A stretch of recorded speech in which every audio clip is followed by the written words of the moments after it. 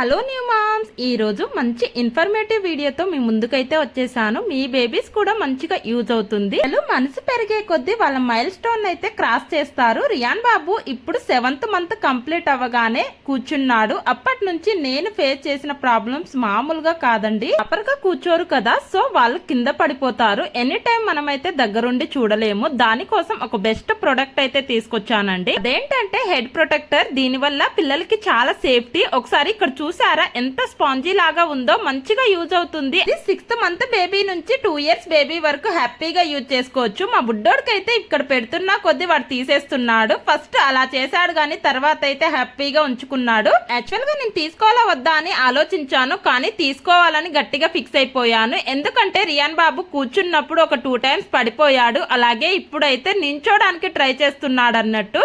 ఇంకా పడిపోతే దెబ్బలు తగులుతాయి కదా, అందుకే ఇది బెస్ట్ ప్రొడక్ట్ అని అనిపించింది.